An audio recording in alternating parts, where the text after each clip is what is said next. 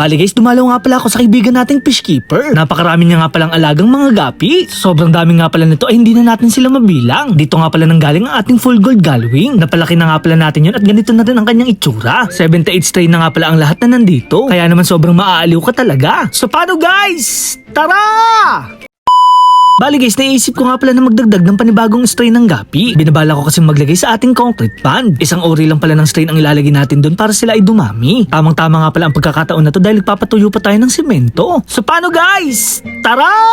Medyo malayo-layo nga pala ang ating pupuntahan dahil ito ay nasa kabilang barangay. Tamang-tama din ang panahon dahil hindi mainit at hindi rin umuulan. Matagal ko na nga palang gustong pumunta sa ating kaibigan na fishkeeper katulad natin. Ilang saglit pa ay nandito na tayo sa kanilang lugar. Nandito rin ang kaibigan natin na si Kuya Odi. Katulad nga pala natin ay meron din siyang Facebook page. Kaya naman makikilike and follow na rin para masaya. Kapag pumupunta talaga ako dito ay sobra akong na-amaze. Napakarami kasing puno ng saging dito at napakatahimik. Dito nga lang pala ako nakakita ng napakaraming ref tub. Ito nga pala ay naglalaman ng iba't ibang klaseng uri ng gapi. Dito nga pala nakapwesto sa labas ang kanyang mga breeder size. Kapag mga juby size na nga ay kanya itong hinihiwalay para nga palakihin at ikondisyon. Nagbebenta nga rin pala si Kuya Odik through online. Kaya naman i-message nyo lang si Kuya Odik sa kanyang Facebook page kapag meron kayong kailangan. Kung bakit nga meron takip ay pinapasok nga pala to ng palaka. Hinahabungan niya nga rin pala to dahil sa buhos ng ulan. Dito naman sa may bandang gitna nakapwesto ang iba pa niyang mga ref tub. Iba't ibang strain nga rin pala ang nandyan at mga breeder size. Nakakatuwa nga dahil napakalaki din ang kanyang espasyo. Kaya naman kung mag-aalaga kayo ng maraming gapi, dapat malaki ang lupa nyo. Meron nga pala ditong Black Moscow Galwing. Meron din tinatawag na HB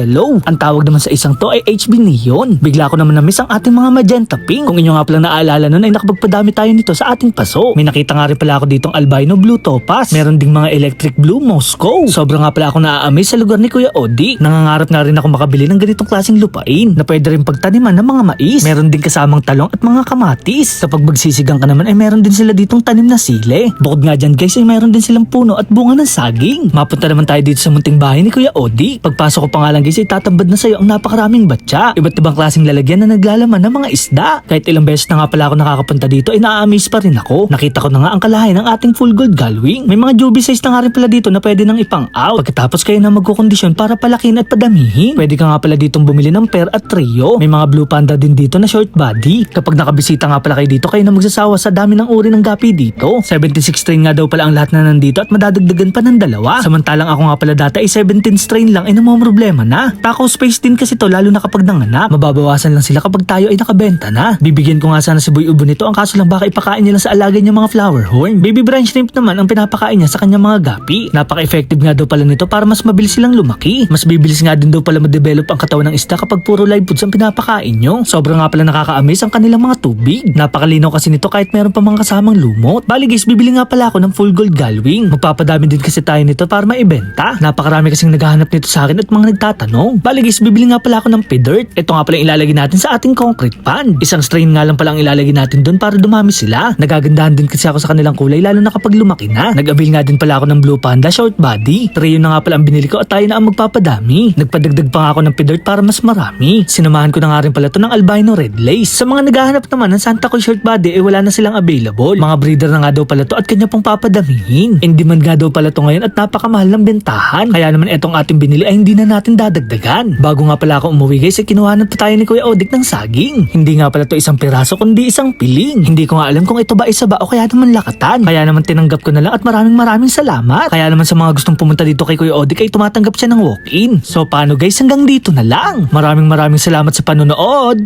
Paalam! Yeah!